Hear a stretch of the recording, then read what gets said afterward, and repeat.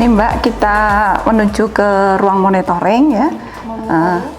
Tapi oh ya, jadi ini gambaran bagaimana sebaran awan panas. Tadi kan bahayanya Gunung Merapi itu kan awan panas. Lah arahnya kemana, sebarnya seperti apa? Jadi ini sebaran awan panas dari tahun 1911 ya.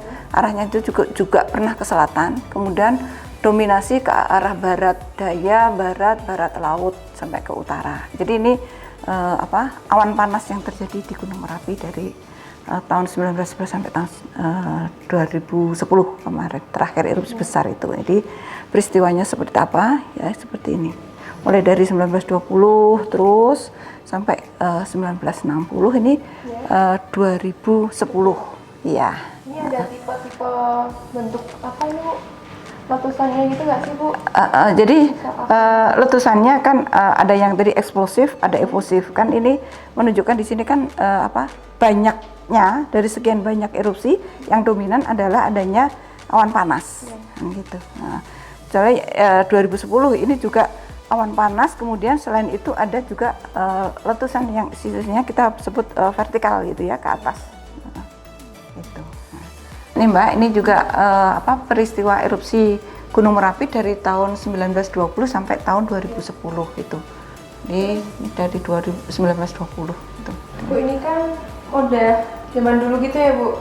Itu dokumentasinya tuh tersimpan di sini atau bisa didapatkannya dari mana gitu Bu? Oh gitu.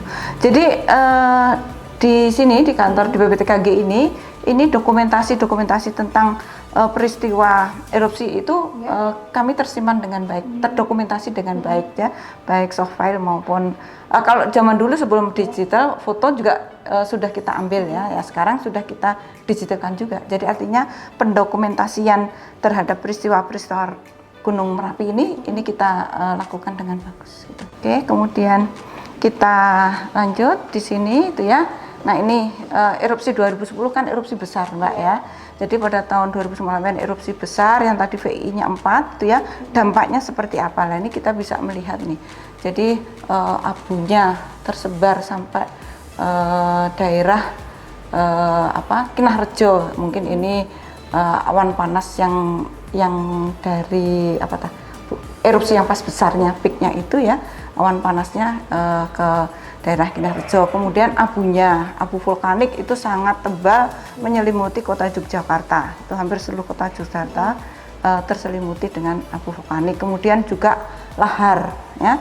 Jadi terjadi lahar ya setelah adanya erupsi, kan kemudian ada hujan, itu menyebabkan lahar. Nah, lahar ini sampai memotong jalan Jogja Magelang. Waktu itu sampai beberapa kali ditutup ya jalan Jogja Magelang. Itu efek dari material vulkanik yang dibawa dengan hujan jadi lahar ini ya. Kemudian ini untuk dokumentasi yang lebih tua lagi ya. Jadi zaman Belanda pun ini sudah ini di Bukit Turgo ya, Turgo Lawangan. Jadi mereka ini backgroundnya kan Merapi ya. Jadi di sini bisa dari zaman dahulu memang Merapi ini sudah sangat menarik. Bahkan di sini juga sudah dilakukan pengukuran ya. Jadi pemantauan Gunung Merapi ini memang karena aktivitasnya tadi dari zaman Belanda sudah dilakukan dengan baik. Jadi ini udah dilakukan dari dulu tuh berawal dari Belanda juga apa langsung warga Indonesia yang mengelola? Ya mulai dari zaman Belanda itu sudah dilakukan ya pemantauan Gunung Merapi. Kemudian nah ini sekarang kita lihat ini kubah lava Merapi pasca erupsi 2010. Jadi tadi yang erupsi besar kemudian seperti apa? Nah ini begitu selesai erupsi maka di tengah ini muncul kubah lava masa akhir dari pasca erupsi itu sendiri ada di tengah kubah lava ini. Nah ini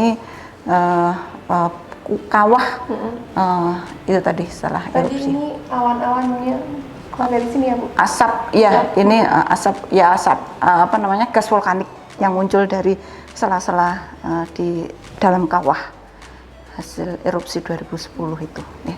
Nah kemudian sebenarnya pada saat kita melakukan mitigasi itu ada ada peringatan dini. Ya, jadi dasar penentuan peringatan dini itu dari apa? Itu dari aktivitasnya seperti apa, dari data-data pemantauan itu ya. Jadi ya ini untuk erupsi tahun 2010 peringatan dininya itu seperti apa? Jadi dari tingkat normal, kemudian waspada, siaga dan awas itu kita menaikkan ke waspada atau level 2 itu pada 20 September. Kemudian hanya waktu 1 bulan ini kita naik ke siaga. Nah, dan siaga ke awas ini hanya 4 hari ya. Jadi ini proses erupsi gunung api yang sangat besar itu terjadi prekursornya atau gejalanya itu sangat singkat.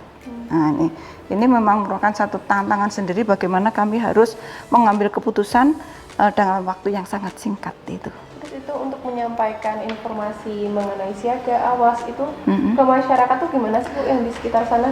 Oke, jadi status aktivitas itu ya, kemudian kita kan selalu koordinasi dengan pemerintah daerah gitu ya. Jadi pertama kita sampaikan ke pemerintah daerah nanti menginformasikan ke daerahnya masing-masing. Namun demikian untuk saat ini kan sudah banyak sekali ya metode. Jadi nanti setelah kita sampaikan ke pemerintah daerah, maka kita juga secara paralel setelah itu juga ikut menyebarkan informasi melalui media kita. Iya. Terus untuk penanganannya gimana Bu? Misal waspada itu yang harus dilakukan masyarakat itu gimana? Kalau waspada itu adalah ini nanti tergantung dari kan ada KRB 1, KRB 2, KRB 3 gitu ya. Nah, jadi kalau waspada itu masyarakat masih bisa melakukan tingkat aktivitasnya seperti biasa.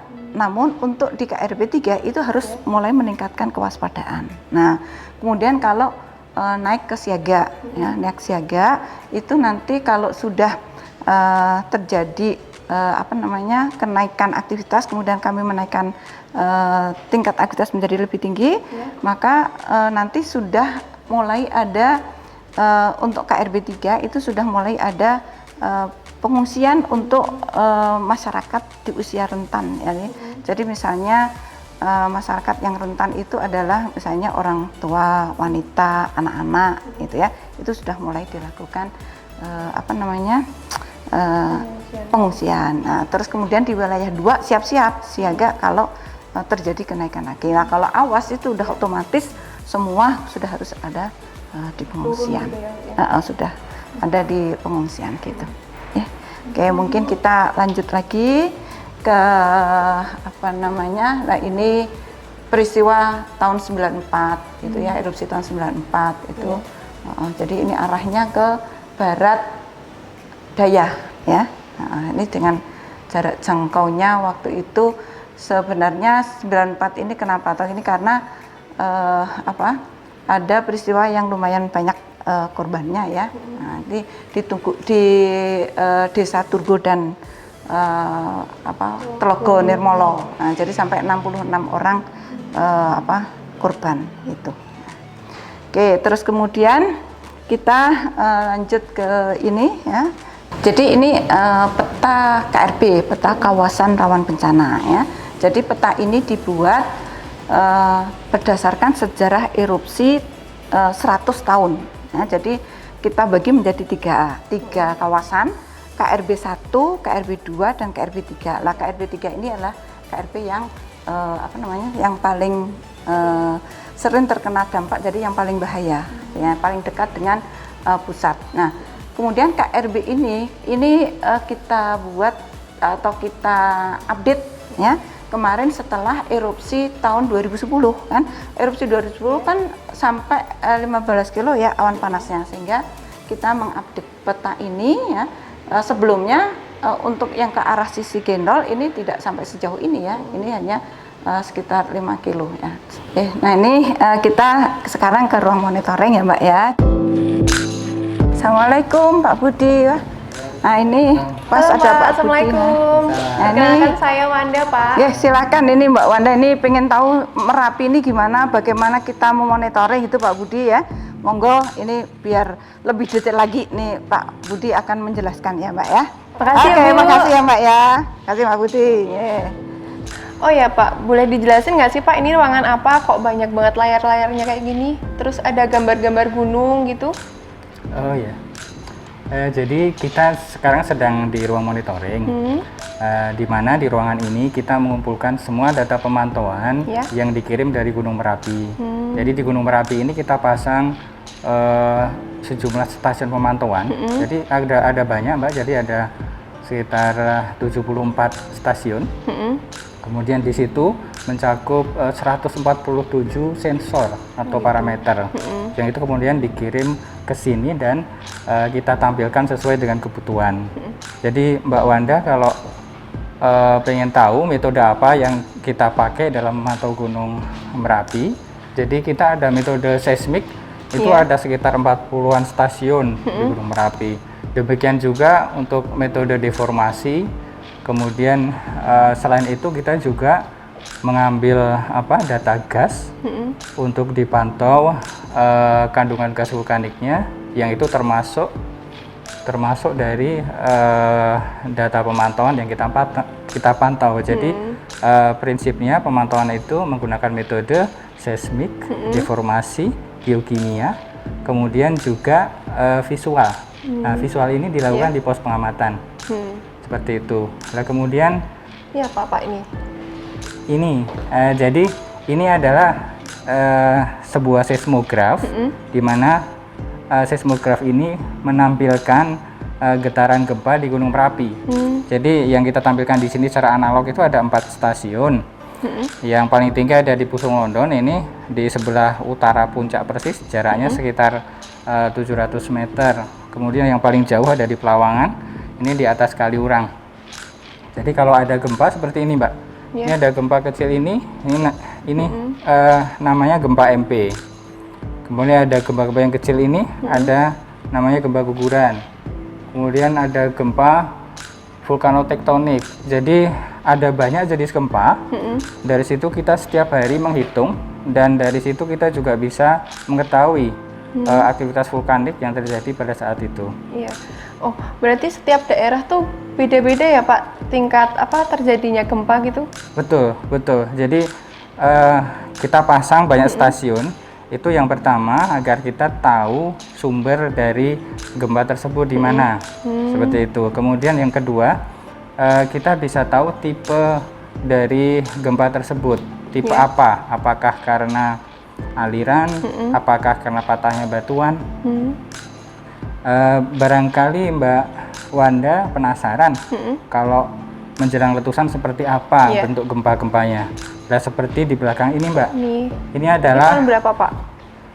1 hari sebelum letusan 2010. Oh. Jadi bisa dilihat ini gempa-gempanya kayak kapak-kapak itu adalah jenis gempa vulkanotektonik. Nah, itu mencerminkan dari patahnya batuan akibat tekanan yang tinggi. Jadi menjelang letusan, gempa-gempa tersebut mencapai jumlah ratusan. Jadi pada 1 hari menjelang letusan itu sampai 600 gempa terjadi saat itu. Sementara kalau saat ini dalam kondisi tenang, gempa-gempa tersebut hanya terjadi mungkin 5-6 kali setiap harinya. Terus Pak, mau tanya, misal mau membedakan gempa yang disebabkan karena aktivitas tektonik sama vulkanik itu gimana sih Pak? Oh ya, pertanyaan yang bagus. Jadi ada satu cara yang paling praktis, di mana kita ada stasiun di Merapi dan satu stasiun di luar Merapi. Jika ada gempa tektonik misalnya, maka itu harus tercatat juga di luar Merapi. Jadi itu bagaimana kita mengetahui apakah itu gempa vulkanik atau tektonik yang berasal dari luar Merapi. Cuman sebenarnya dari bentuknya itu sudah terlihat beda. Dari bentuk, kemudian dari frekuensi, dari durasi, kemudian dari waktu tiba yang dicatat dari setiap stasiun, itu akan berbeda antara gempa vulkanik dengan gempa tektonik. Terus kalau ini namanya apa sih Pak? Seismograf. Seismograf. Terus yang dihasilkan ini seismik bukan namanya Pak? Yang dihasilkan adalah seismogram. Oh, seismogram. Alatnya seismograf, terus kertasnya namanya seismogram. Oh, kalau ini tuh disimpannya dalam bentuk soft file aja apa hard file juga? Ya, jadi ini berupa hard file, tapi untuk analisis yang lebih detail lagi, Ya. kita simpan datanya berupa data digital. Jadi contoh data digitalnya seperti di layar itu. Jadi tampilan dari data seismik digital seperti ini. Boleh dikasih sini. Iya. Ini cara menganalisisnya gimana, Pak? Ya, jadi kita ada aplikasi yang di situ ada petugas, dalam ini pengamat, Ya. itu mengidentifikasi setiap gempa, kemudian menghitung parameter-parameternya, seperti misalnya durasi, waktu tiba, amplitudo. Lah kemudian dari situ akan dihasilkan katalog gempa. Ya. Katalog gempa seperti ini. Ada gempa apa terjadi kapan gitu, kemudian grafiknya hasilnya seperti ini, bahwa pada hari ini terjadi gempa VTB misalnya yang kemarin ya 19 kali, kemudian MP berapa kali, seperti itu. Ini salah satu hasil dari analisis seismik. Ini hasil yang lain dari analisis seismik. Untuk beberapa gempa kita bisa menghitung hiposenternya, kemudian kita tampilkan seperti ini. Ya. Hipocenter itu adalah lokasi sumber gempa. Oh ya, itu tadi hipocenter tuh mengukur kedalaman gempa gitu ya, Pak? Iya.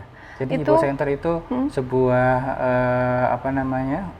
ukuran ukuran dari lokasi sebuah gempa. Itu bisa sampai kedalaman berapa sih, Pak, yang diukur itu? Iya, kalau di Merapi itu yang paling dalam paling hanya sekitar 3 kilo ya. 3 3 kilo. kilometer. Kemudian menarik di Gunung Merapi ini karena lokasi gempa itu terdistribusi di 2 zona. Ada Mana aja zona dalam, ada zona dangkal. Lah di antaranya itu diduga adalah sebuah kantong magma. Oh, kayak yang tadi dijelasin sama Bu Hani ya, Oh kantong. iya, betul-betul. Oh ya, Pak, kalau misal gempa Gunung Merapi ini bisa dirasakan oleh manusia juga atau gimana? Iya, kalau secara umum gempa vulkanik itu kecil-kecil magnitudenya, jadi kurang dari 3 skala Richter, Iya. sehingga jarang sekali manusia yang bisa merasakan, kecuali memang sangat sensitif atau dalam kondisi yang sangat tenang. Tapi menjelang erupsi Iya. itu biasanya tetap ada 1-2 kali gempa yang terasa. Jadi, tapi itu juga tidak terlalu kuat. Masyarakat sudah bisa membedakan apakah itu vulkanik atau tektonik, karena getarannya beda. Terus biasanya itu ada kayak tanda-tanda misal ada gempa, misal hewan-hewan pada turun dari gunung gitu, sering terjadi nggak sih, Pak, di Merapi itu? Iya, berdasarkan informasi dari warga, memang itu kadang-kadang terjadi seperti itu. Jadi jika itu memang sudah menjadi kebiasaan di suatu tempat, itu bisa dipakai oleh masyarakat untuk kesiapsiagaan mereka. Tapi untuk penentuan status aktivitas, kita tetap mengacu kepada data-data ilmiah seperti itu, yang itu lebih pasti. Oh. Tadi Bapak nyinggung masalah deformasi ya, itu apa sih, Pak? Bisa dijelaskan nggak? Iya, deformasi itu adalah salah satu metode pemantauan dari sebuah gunung api. Jadi deformasi itu sebenarnya kalau artinya dia itu berubah bentuk. Jadi bisa dibayangkan Merapi ini sebenarnya terjadi perubahan bentuk ketika magma menuju ke permukaan. Jadi karena dia mendesak medium di sekitarnya, puncak ini dia mekar atau berubah bentuk. Nah, itu namanya deformasi. Kemudian kita ukur deformasi ini menggunakan berbagai metode. Jadi ada metode EDM.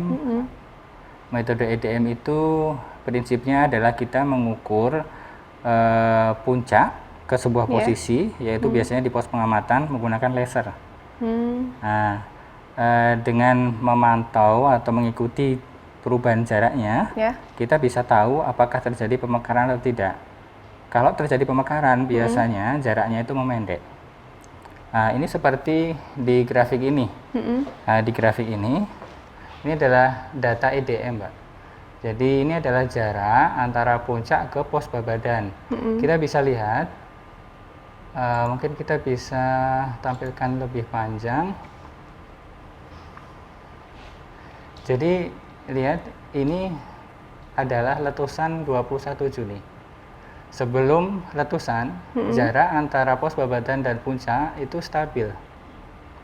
Tapi setelah letusan 21 Juni, Mbak bisa lihat ini jaraknya terus memendek sampai sekarang itu mengalami percepatan sampai hari ini. Jadi sampai hari ini kecepatannya kira-kira sekitar 18 mili per hari. Jadi itu kita bayangkan bahwa puncak ini mekar dengan kecepatan sekitar hampir 2 cm per hari. Kalau totalnya dari sejak 21 Juni sampai sekarang itu hampir atau sekitar setengah meter perubahan bentuknya. Jadi ini adalah salah satu indikasi yang kuat bahwa Merapi saat ini sedang menunggu ekstrusi magma yang baru atau keluarnya magma yang baru. Adapun metode deformasi yang lain adalah metode tiltmeter. Nah, ini adalah grafik tiltmeter. Jadi tiltmeter ini adalah alat untuk mengukur perubahan kemiringan dari permukaan. Jadi misalnya ini puncak ya, kerucut dari puncak. Kalau ada desakan magma dari bawah, maka kemiringan dari kerucut ini akan berubah menjadi lebih curam, lebih tegak ya. Nah ini bisa diukur dengan alat namanya tiltmeter. Kita bisa lihat di sini tiltmeter yang di pasar Bubar ini ya. Jadi di bawah puncak itu ada menunjukkan inflasi seperti itu. Terus kok meneliti ini tuh untuk apa sih Pak? Kenapa kok diteliti gitu? Oh ya, jadi semua metode tadi dari seismik, kemudian deformasi, ini gunanya agar kita tahu aktivitas dari Gunung Merapi ini akan mengarah kepada sesuatu yang membahayakan masyarakat atau tidak. Itu tujuan akhirnya. Kalau tujuan secara fenomenologinya, itu kita pengen tahu proses perjalanan magma dari dalam ke permukaan, kemudian dia akan keluar itu dengan perilaku seperti apa. Mudahnya, apakah dia akan bersifat efusif atau dia akan bersifat eksplosif, kemudian seberapa besar dampak yang akan terjadi. Oke Pak, terus Pak, untuk alat-alat yang digunakan untuk memantau di sana itu ada penjaganya atau gimana sih Pak untuk keamanannya sendiri itu? Oh ya, jadi alat-alat di Gunung Merapi itu kebanyakan sudah berupa instrumentasi otomatis, Mbak, akuisisi otomatis. Jadi alatnya itu bisa mengambil data secara otomatis, kemudian dikirim ke sini melalui transmisi radio. Sebagian besar seperti itu, meskipun ada beberapa data pemantauan yang kita ambil secara reguler dan secara manual. Seperti misalnya EDM ini diambil oleh petugas pengamat, baik itu di pos pengamatan maupun di luar pos pengamatan. Biasanya frekuensi pengambilannya itu setiap hari sekali, tergantung dari cuaca. Ya, adapun sebagian besar yang lain itu secara otomatis dengan kecepatan data itu mencapai 100 sampel per detik. Ada yang paling lama itu 1 sampel per 5 menit. Itu untuk seperti data meter ini, sebagian menggunakan kecepatan 5 menit 1 sampel. Oke Pak, lanjut lagi ya Pak ke situ, penasaran sama monitor itu. Ya Mbak, jadi seperti yang saya sampaikan tadi, selain kita mengamati aktivitas Gunung Merapi ini menggunakan metode-metode geofisika ya, dari kebanyakan, kemudian ada geokimia juga. kita juga menerapkan metode yang konvensional yaitu visual. Jadi metode visual ini sudah cukup lama. Ini adalah metode yang pertama kali digunakan zaman dulu kala ketika belum ada peralatan. Sehingga peralatan pertama atau metode pertama atau aset pertama kali yang ada di Gunung Merapi itu adalah pos pengamatan. Karena itu adalah metode yang paling tua. Metode pertama sebelum ada instrumentasi. Kita ada sekitar 34 kamera, Mbak. Jadi ada CCTV, kemudian ada kamera DSLR, kemudian ada thermal cam. Lah, ketiga jenis kamera ini mempunyai fungsi yang berbeda-beda. Kalau CCTV ya seperti kita tahu, hanya melihat visualnya, misalnya ketinggian asap, kemudian warna asap segala macam yang sifatnya visual. Kemudian kalau kamera DSLR itu kita bisa sampai juga memantau deformasi juga. Jadi perubahan morfologi dari puncak seperti itu. Berarti ini real time ya Pak ya? Betul. Kalau kamera itu real time. Dan 24 jam juga ini? Iya, betul. Ini seperti ini contohnya adalah kamera di mana nih Pak? di Gunung Merbabu, Mbak. Jadi tetangganya Merapi. Di utaranya kan ada gunung namanya Merbabu. Nah, itu di sana dengan ketinggian sekitar 3.000 meter, kita pasang kamera mengarah ke Merapi. Jadi kalau pas cerah ini sebenarnya cantik sekali. Cuman kebetulan pas banyak kabut. Berarti ini pos pemantauannya tuh di Gunung Merbabu yang mengawasi, yang memantau Gunung Merapi gitu ya Pak? Iya.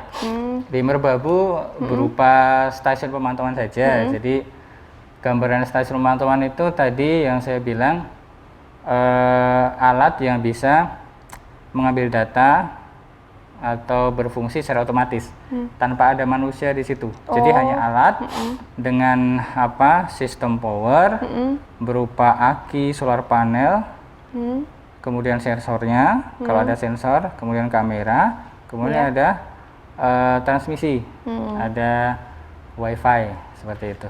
Oke. Sini apa sih Pak? Oh iya Mbak, ini gambar dari drone Mbak. Jadi ini menarik karena termasuk metode yang baru yang kita terapkan sejak tahun kemarin atau 2 tahun kemarin ya. Jadi tahun 2015 kan Merapi ini sudah erupsi lagi secara efusif. Nah, kalau secara efusif ini berarti ancaman bahayanya itu berupa kubah lava. Nah ini caranya kita memantau kubah lava ini pertumbuhannya seperti apa. Apakah akan mengancam keselamatan masyarakat, maka kita pantau salah satunya menggunakan drone ini. Jadi ini adalah contoh dari foto drone yang terakhir, yaitu pada tanggal 8 Agustus kemarin, jadi belum terlalu lama. Terus ini dilaksanakannya tuh berapa periode sekali sih Pak untuk pemantauan menggunakan drone ini? Ya, kalau biasanya kami lakukan sebulan sekali, Mbak. Sebulan sekali. Kemudian kalau misalnya terhalang cuaca, kita lakukan lagi sehingga kita usahakan setiap bulan itu kita ada data. Seperti itu. Tadi juga Bu Hani udah ngejelasin cara pemantauan kubah itu bisa berubah-ubah tuh pakai drone, salah satu metodenya. Iya. Jadi dengan drone ini kita akhirnya punya profil 3 dimensi dari puncak dan juga kubahnya. Dari situ kita juga bisa menghitung volumenya misalnya, atau perubahan morfologinya. Nah dari situ kita akhirnya juga bisa tahu laju kecepatan dari pertumbuhan kubah lava itu, yang itu mempunyai implikasi bahaya kepada masyarakat. Seperti itu. Terus Pak, untuk pemantauan menggunakan drone ini, itu yang melakukan staf dari sini atau orang lain atau gimana? Iya, kebanyakan kita lakukan sendiri Mbak, kecuali kalau misalnya kondisinya kita tidak bisa naik. Ini kan kita ambil dari dekat puncak sebenarnya, jadi jarak sekitar 1 kilo dari puncak. Karena kita menggunakan drone yang memang kemampuan jelajahnya tidak terlalu tinggi. Iya. Nah, kalau misalnya kita harus mengambil dari jauh, itu biasanya kita minta bantuan profesional, seperti itu. Iya. Terus di sini tuh ada stafnya berapa sih Pak? Berapa orang yang bertugas untuk memantau Gunung Merapi ini? Iya, kalau secara total itu ada 29 orang. Itu sebagian hampir separuh ya. Ya. Itu ada di pos pengamatan. Jadi kita ada 5 pos pengamatan, itu dijaga sekitar 12 orang, seperti itu. Kemudian satu lagi nih Pak, untuk mendistribusikan informasi ini ke masyarakat itu bagaimana sih Pak? Oh iya, itu pertanyaan yang bagus sekali Mbak. Jadi kita punya data pemantauan yang cukup lengkap, banyak, dan rumit. Lah ini tentu tidak bisa langsung disampaikan kepada masyarakat. Jadi sebenarnya yang penting adalah masyarakat tahu apa yang harus mereka lakukan pada kondisi aktivitas Merapi seperti apa gitu. Lah itu kita kemas, itu menggunakan status aktivitas Mbak. Jadi dari kesimpulan data pemantauan itu, kita kemudian membuat status aktivitas. Dari normal, waspada, siaga, kemudian awas. Yang masing-masing itu mempunyai arti dari sisi aktivitas gunungnya dan juga dari sisi bahaya kepada masyarakat.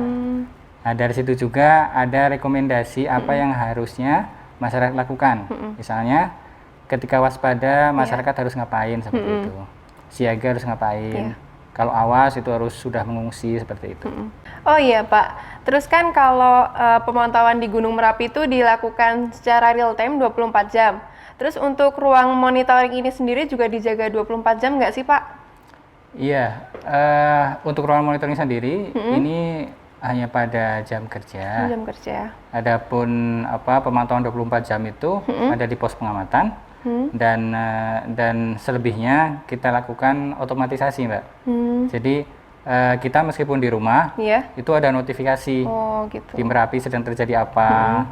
Misalnya ada gempa yang baru saja terjadi, itu langsung terkirim di HP kita. Ini misalnya saya kasih contoh ya Mbak ya. Jadi ini tadi barusan ada gempa. Jadi ini contoh notifikasi gempa yang baru saja terjadi mungkin sekitar 15 menit yang lalu. Barusan ya Pak? Iya, ini gempa guguran. Itu pakai aplikasi atau gimana sih Pak? Iya, jadi ini aplikasi yang kita bangun untuk peringatan dini internal kita. Sehingga kita tahu kondisi Merapi saat ini seperti apa, dimanapun kita berada. Seperti itu. Jadi meskipun 24 jam itu nggak di sini, tapi pemantauan Merapi itu tetap dilakukan gitu ya Pak melalui aplikasi itu ya? Betul. Jadi selain aplikasi ini, juga tadi ada pos pengamatan yang dijaga 24 jam. Seperti itu. Oh ya Pak, kalau sekarang tuh status di Merapi itu apa sih Pak? Iya, status Merapi masih waspada Mbak. Jadi kalau tadi lihat gempa di seismograf tadi, kan masih ada gempa-gempa MP, vulkanotektonik. Itu menandakan aktivitas Merapi itu masih tinggi atau di atas normal. Nah, sehingga statusnya itu kita pertahankan masih di waspada. Waspada sendiri ini sudah cukup lama, sejak 21 Mei 2018. Oh, udah lama. Wah, gimana Mbak? Iya Bu, tadi udah banyak banget info yang udah didapetin.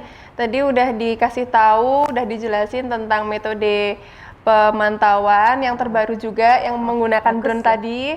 Terus fungsi dari ruangan ini juga udah dijelasin sama Pak Budi.